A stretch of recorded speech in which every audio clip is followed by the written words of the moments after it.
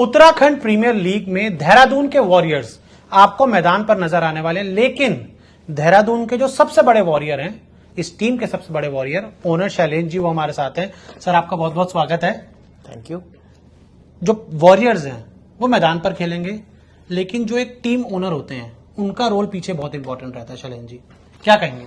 देखिए, बिल्कुल वॉरियर्स तो मैदान पे खेलेंगे जी। एक होता है वॉरियर्स जो मैदान पर हैं और एक पैरेलली सपोर्टिंग स्टाफ, और टीम को हम लोग जब रन करते हैं तो पैरेलली बिहाइंड द कर्टन हम लोग भी वॉरियर के तरीके लगे होते हैं। और बड़ी जिम्मेवारी बन जाती है बिहाइंड द कर्टन लोगों की कि जो मेंटल सपोर्ट, जो फैसिलिटीज, सारे प्लेयर्स और सारी टीम में बॉन्डिंग बनाना, वो एक बड़ा इंपॉर्टेंट रोल हो जाता है। And as I told you कि अगर हम लोग डिसिप्लिन की बात करें, अगर हम लोग स्पोर्ट्समैन स्पिरिट की बात करें, तो ये बहुत बड़ा इंपॉर्टेंट रोल हो जाता है। टीम के जो मैनेजमेंट है, I don't say it as an owner, as a management हम सब लोग काम करते हैं। और डिसिप्लिन, स्पोर्ट्समैन स्पिरिट, ये सब टॉप से फ्लो होती है नीचे की तरफ। जो माइंडसेट, जो माइंड कॉल, जो कोऑर्डिनेशन, जो स्पोर्ट्समैन स्पिरिट टीम मैनेजमेंट दिखाता है, वो फ्लो करके सारे नीचे तक टीम में जाती है कि नहीं, ये हमारा लक्ष्य है। उस लक्ष्य को हमें एक डिसिप्लिन्ड वे में, एक पॉजिटिव वे में, एक एथिकल वे में, एक पूरे एफर्ट्स वॉरियर की तरीके। देखिए, वॉरियर हमेशा संघर्ष में विश्वास रखता है। ठीक है, अर्थ क्यों है, why it is Dehradun warrior ji. तो वॉरियर इसलिए है क्योंकि वॉरियर संघर्ष करके विजय प्राप्त करता है। संघर्ष से निकल कर जो आए और चेतक की तरीके जो है किले पर उसकी टाप बजे, जीत हासिल हो, वो एक वॉरियर के अंदर गुण होता है। तो हम लोगों ने कोशिश करी है कि जितने भी हमारे सारे खिलाड़ी हैं वो एक योद्धा बने, सिर्फ यूपीएल में नहीं, अपने जीवन में भी, और ऊंची से ऊंची चीजों को हासिल करें लाइफ में। सर, मैदान पर उतरने से पहले आपकी मुलाकात हुई होगी प्लेयर से, कोचेस से। आपने क्या एक मंत्र दिया है अपनी तरफ से कि इस चीज को एक फॉलो करना है? क्रिकेट नहीं, एक लाइफ का मंत्र, एक जर्नी का मंत्र क्या दिया आपने? देखिए, जर्नी का मंत्र यही है कि हमेशा कभी हार मत मारो जी, स्वाभिमान के साथ संघर्ष करते चलो, विजय आपकी होगी। क्योंकि स्पोर्ट्समैन स्पिरिट में कभी हार जीत होती है, स्वाभाविक सी बात है, कभी everybody has its own day. लेकिन अगर आप एफर्ट्स करते हैं, अपना 100% देते हैं जी, और वो भी ट्रू स्पोर्ट्समैन स्पिरिट के साथ, प्रॉपरली आप एक डिसिप्लिन्ड खिलाड़ी होकर अपने लक्ष्य के प्रति कमिटेड होते हैं, तो आपको अल्टीमेटली, चाहे वो खेल का मैदान हो चाहे लाइफ का मैदान हो, जीत तो आपको मिलेगी। आज नहीं तो कल मिलनी तो तय। मतलब आप मानते हैं प्रोसेस इंपॉर्टेंट है? प्रोसेस इंपॉर्टेंट है। अगर आपका ध्येय सही है, अगर आपका ध्येय सही है, आपको लक्ष्य पता है, तो मंजिल कभी ना कभी मिल ही जाएगी। ओके, आपकी टीम का नाम है देहरादून वॉरियर्स। क्या आपको लगता है आप लोगों के ऊपर थोड़ी एडेड रिस्पॉन्सिबिलिटी है, क्योंकि देहरादून में मैचेस होने वाले हैं, ये राजधानी है यहाँ पर, और मेहमान नवाजी भी आप लोगों को करनी, तो एडेड प्रेशर है कुछ आप लोगों के ऊपर या नहीं? नहीं, देखिए, we are very much relaxed, कोई एडेड प्रेशर नहीं है। होम टीम है, बल्कि एडवांटेज है। अगर देखा जाए कि हम लोगों को जो प्रेम, जो हम लोगों को स्नेह, जो हम लोगों को एक सपोर्ट मिलेगा देहरादून में, स्टेडियम में, लोकल होम टीम होने का नाते, तो वो एक एडेड फीचर है, कह सकते हैं। और जिम्मेवारी हम लोगों की ये बनती है कि हम पूरी लीग को सक्सेसफुल बनाएं, सब लोग मिलकर। उसके लिए सभी लोग एफर्ट्स करें, और उसमें as a Dehradun warrior team management, as a Dehradun warrior team के रूप में हम लोग अपने पूरे एफर्ट्स करेंगे। और जो लोकल होंगे यहाँ के देहरादून वाले, मोस्टली अगर हम बात करें ज्यादा से ज्यादा मैच देखने आएंगे, तो उनके लिए तो घर की टीम हो गई एकदम। हाँ, बिल्कुल है, उनके लिए घर की टीम है। और आपको फायदा, दूसरों को नुकसान है? नहीं, नुकसान तो नहीं कहेंगे। मैंने कहा ना कि देखिए, कोई भी कहीं हो, सब एक दूसरे से जुड़े हैं। स्पोर्ट्समैन स्पिरिट में क्या जो है देहरादून की बात करें, क्या किसी और शहर की बात करें, लेकिन हाँ, ये एडेड एडवांटेज होम टीम होने के नाते है। इसको कहीं भी कोई दोहराया, मतलब कोई इफ एंड बट्स की बात नहीं है। और मुझे लगता है कि जो सपोर्ट हमको देहरादून की आवाम जनता से मिलेगा, स्पोर्ट्स को चाहने वालों से मिलेगा, यहाँ के लोग जो अपनी टीम को चीयर करेंगे, उससे कहीं ना कहीं हमारे खिलाड़ियों का मनोबल भी बढ़ेगा। सर, आपका रोल कितना इंपॉर्टेंट रहने वाला है इस पूरी लीग में? देखिए, मेरा रोल जैसे मैंने कहा ना कि एक थॉट प्रोसेस होता है जो टॉप से चालू होता है और नीचे टीम में जाता है। तो हम लोग का रोल ये इंपॉर्टेंट हो जाता है कि जो भी टीम को कोऑर्डिनेट करके और उनको बढ़िया तरीके से डिलीवर करने का जो उनका काम है, उसके लिए जो भी फैसिलिटीज, जो भी सपोर्ट उनको, whether it is anything in terms of मतलब support in terms of mindset के रूप में कहें, या in terms of any facilities के रूप में, स्पोर्ट्स की फैसिलिटीज के रूप में कहें, वहां पर हम लोगों का दायित्व बन जाता है कि हम लोग टीम को एकत्र कर कर संगठित करके मजबूती से जो उनका माइंडसेट है उसको स्ट्रांग रखें, और बड़ा पारदर्शी, मैं बार बार जिस बात पे फोकस कर रहा हूं, ट्रांसपेरेंसी, ये सबसे बड़ा मूल मंत्र होगा उत्तराखंड प्रीमियर लीग का, कि ट्रांसपेरेंसी के साथ, स्पोर्ट्समैन स्पिरिट के साथ बढ़िया तरीके से सारे खिलाड़ी खेले। और निश्चित रूप से वॉरियर तो योद्धा होता है, उसके ब्लड में होता है, और यही उनको बताया भी गया है, कहा भी गया है जब भी हम लोगों की टीम ब्रीफिंग हुई है कि भाई योद्धा की तरीके लड़िए मैदान में, विजयी आपकी होगी।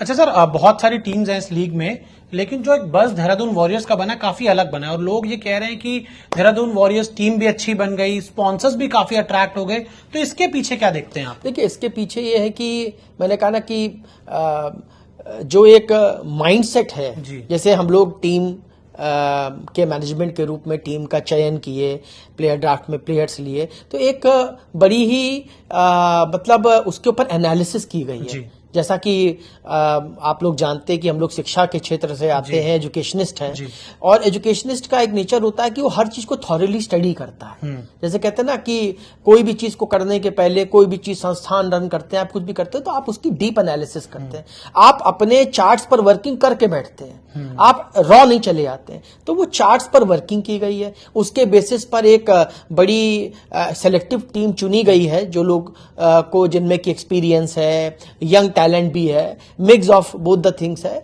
और उसके बाद में जो टीम तैयार हुई है जिसमें कि एक कॉम्बिनेशन है सबका, तो मुझे लगता है कि एक वो मैसेज जरूर गया है लोगों में कि जो टीम मैनेजमेंट है वो एक ऐसे बैकग्राउंड से आता है, क्योंकि एजुकेशन और स्पोर्ट्स का बैक टू बैक एक बड़ा क्लोज रिलेशनशिप है। जैसे स्कूल, कॉलेज, यूनिवर्सिटीज में हम लोग, यूनिवर्सिटीज की टीम हमारी है, खेलती हैं, कॉलेज की, स्कूल्स की टीम खेलती है, तो स्पोर्ट्स तो डे टू डे लाइफ में है ना जी। तो हम लोग 25 साल से एजुकेशन और स्पोर्ट्स को कर रहे हैं, कोई नया चीज नहीं हो रहा। सिर्फ फैक्टर ये है कि आप एक एजुकेशन के बाद में एक स्पोर्ट्स के जो एक स्ट्रक्चर है हमारे कंट्री में, उसमें आप आए हैं कि भाई महाराणा प्रताप ग्रुप जो है वो अब स्पोर्ट्स में भी टीम्स को, लीग्स को, यंगस्टर्स को प्रमोट करेगा। बाकी एजुकेशन स्पोर्ट्स तो 25 साल से ही कर रहे हैं। तो आप लोगों ने शायद एक कहावत को भी गलत कर दिया कि एक कहावत बहुत सालों से चली आ रही थी कि पढ़ोगे, लिखोगे, बनोगे नवाब, खेलोगे, कूदोगे, हो जाओगे बर्बाद। तो आप कह सकते हैं कि पढ़ना, लिखना और खेलना, कूदना दोनों बराबर है। बिल्कुल है। आज की डेट में आप देख लीजिए जिस तरीके से भारत का गौरव, मैं बता दूं कि जैसे पैरा ओलंपिक्स में भी आया है सामने, भारत का गौरव दिन प्रतिदिन बढ़ रहा है। आने वाले समय में चाहे माननीय प्रधानमंत्री जी का विजन हो कि एनर्जी जो 140 करोड़ की आबादी में जो यूथ हमारे पास है, उसकी एनर्जी तो कहीं ना कहीं लगनी चाहिए ना। और वो एनर्जी 140 करोड़ की आबादी की अगर हमारी एनर्जी स्पोर्ट्स में जाती है तो वो दूर नहीं कि हम चाइना, यूएस को बहुत पीछे करेंगे। हमारा, मैंने कहा ना, वॉरियर हैं हम लोग, हम अकेले देहरादून वॉरियर में 140 करोड़ वॉरियर हैं, और 140 करोड़ वॉरियर का देश है।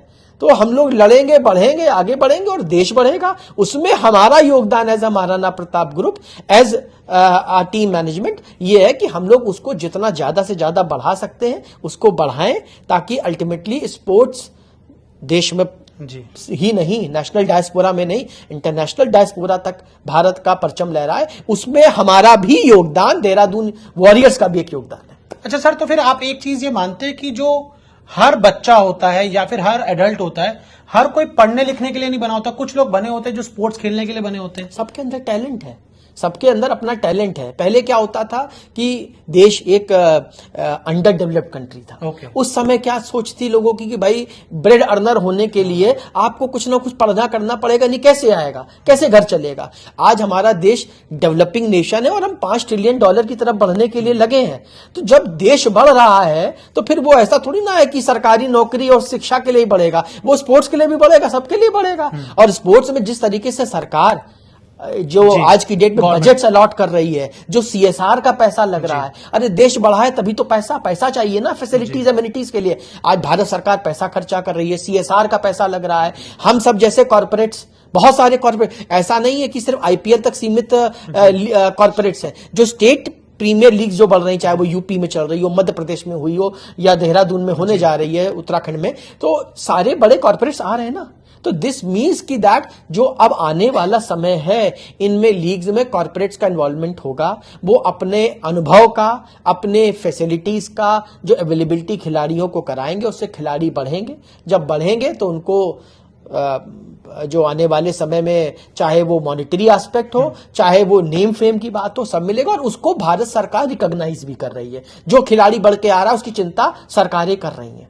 आपने सर भारत सरकार की बात की, कितनी अच्छी लगती है वो तस्वीर की जब इंडियन टीम वर्ल्ड कप हार भी जाए तो प्रधानमंत्री मिलने जाए, टीम जब जीत जाए तो प्रधानमंत्री मिलने जाए। पैरालंपियन से आपने देखा हो किस तरह से नीचे बैठकर पैरालंपियन से मिले हैं, तो वो कितना सर भावुक रहता है। बिल्कुल। देखिए, जैसे आपने क्वेश्चन पूछा था कि टीम मैनेजमेंट होने के नाते आपका क्या रोल है, इस भारत देश के टीम मैनेजमेंट के पुरोधा है प्रधानमंत्री नरेंद्र मोदी। तो जो हम कर रहे हैं देहरादून वॉरियर के लिए, वो पूरे भारत देश के लिए मोदी जी कर रहे हैं जी। वही प्रधानमंत्री जी का विजन है कि हार जीत तो लगी रहेगी, लेकिन हमारा कर्म और धर्म यह है कि हम खिलाड़ियों को प्रोत्साहित करें, मनोबल न गिरने दें, मनोबल न गिरने दें। यही तो एक काम होता है टीम मैनेजमेंट का। पूरे देश का टीम 140 करोड़ की आबादी की टीम मैनेजमेंट को करने वाले प्रधानमंत्री मोदी जी है। तो वो उस बड़े प्लेटफॉर्म पर सबका मनोबल बढ़ा रहे हैं। जब वो उनका मनोबल सबका बढ़ाते हैं तो हम सब टीम मैनेजमेंट वालों का भी मनोबल बढ़ता है। तो सारी चीजें लिंक्ड है, जो जिस प्लेटफॉर्म पे लिंक्ड है, और उससे सबका ये कॉर्पोरेट, जब प्रधानमंत्री जी इस तरीके से निकल कर आते हैं तो कॉर्पोरेट्स भी निकल के आता है। और वो एक विजन, मैंने कहा ना, ऊपर से फ्लो होता है। जब देश का पीएम इस चीज को रिकॉग्नाइज कर रहा है तो पूरा सिस्टम रिकॉग्नाइज करेगा ना। जब मुखिया ही चल पड़ा तो पूरी जो है पीछे आवाम चल देगी। कॉर्पोरेट्स का क्या विजन होता है सर इसमें? कॉर्पोरेट का विजन देखिए, जैसे लीग्स में आप आए, आपने टीम ली, बहुत सारी कॉर्पोरेट्स होते हैं जो आकर लेते हैं। कॉर्पोरेट्स किस विजन से आते हैं? अपना ब्रांड प्रमोशन या क्या रीजन होता है? देखिए, कॉर्पोरेट्स आते हैं ये कि वो जो मुख्य धारा में चीजें बढ़ रही हैं उससे आप अपनी सोशल रिस्पॉन्सिबिलिटी से अपने को अलग नहीं कर सकते। ठीक है, तो इसलिए कॉर्पोरेट्स, और जिस तरीके से मैंने कहा ना कि जिस तरीके से प्रधानमंत्री जी ने और वर्तमान की सरकार ने बढ़ावा दिया है कि स्पोर्ट्स की तरफ आप लोग बढ़िए, सीएसआर के चीज को स्पोर्ट्स में स्पेंड करने के लिए, देश में जो यूथ है उसको सही मुख्य धारा में जोड़ने के लिए, सही दिशा में ले जाने के लिए जो विजन ऊपर से फ्लो किया, उसी का परिणाम है कि ये जो नंबर्स को आप लोग कॉर्पोरेट कह रहे हैं ना, ये कॉर्पोरेट ऐसे ही नहीं पैदा हो गया, ये पहले क्यों नहीं था बताइए जी। अरे भाई, जब चीजें होंगी, लीग होगी, बीसीसीआई स्टेट लीग कराएगा, तभी तो आएंगे ना लोग जी, है ना। वो एक कहावत होती ना, 9 मन तेल होगा ना राधा नाचेगी। जब होएगा ही नहीं तो करेंगे क्या, कहां किस प्लेटफॉर्म पे जाएंगे। ये तो धन्यवाद है बीसीसीआई का, क्रिकेट एसोसिएशन ऑफ उत्तराखंड का, कि जब आप, और बाकी भी स्टेट जो हमारी क्रिकेट एसोसिएशन उनका, कि जब आप प्लेटफॉर्म देंगे तभी तो कॉर्पोरेट्स आएंगे। जब स्ट्रक्चर ही नहीं होगा तो कहां जाएंगे, सीमित हो जाएगा दायरा। आज स्टेट में जब प्रीमियर लीग होगी तो खिलाड़ियों को मौका मिलेगा, कॉर्पोरेट्स आएंगे, उनको सपोर्ट करेंगे, बढ़ेंगे। तो एक हम पूरी चेन बन रही है नीचे से ऊपर तक, जो कि कहते हैं ना एंसेलरी यूनिट होता है कोई बड़ी कंपनी का, ऐसे ही एक तरीके से स्टेट प्रीमियर लीग्स जो हैं किसी भी स्टेट की हो, ये एंसेलरी यूनिट्स बन रही हैं बीसीसीआई के लिए, आईपीएल के लिए, टीम इंडिया के लिए। ये एंसेलरी यूनिट के रूप में बच्चे तैयार होंगे, आगे ये बढ़कर जो परफॉर्म करेंगे उनको एक बड़ा पूल मिलेगा, जो है बीसीसीआई को एक बड़ा पूल मिलेगा खिलाड़ियों को आईपीएल में, कि जहां पर उनका जो अनुभव, उनका जो टैलेंट है वो उनको सही प्लेटफॉर्म तक पहुंचाने का काम करेगा। अच्छा, आपने सर बीसीसीआई की बात की, मैं बस आपसे आखिरी सवाल लेना चाहूंगा। आपको लगता है कि जिस तरह से बीसीसीआई का रोल पिछले 2-3 साल में रहा है, चाहे प्रेसिडेंट रॉजर बिनी हो, सेक्रेटरी जय शाह हो, वाइस प्रेसिडेंट राजीव शुक्ला जी हो, इन लोगों ने जो एक विजन के तहत आगे लेकर गए हैं, अभी यूपी में लीग हुई, दिल्ली में लीग हुई, अब उत्तराखंड में लीग हो रही, तो इन लोगों का रोल भी बहुत इंपॉर्टेंट है। बिल्कुल है। अगर उनका सोच नहीं होता, मैंने जैसा कहा ना कि अगर उनका सोच नहीं होता बीसीसीआई का, जय शाह जी का और रॉजर बिन्नी का, राजीव शुक्ला जी का आपने बात का, अगर इनका विजन नहीं होता तो कहां से स्टेट प्रीमियर लीग चालू होती जी।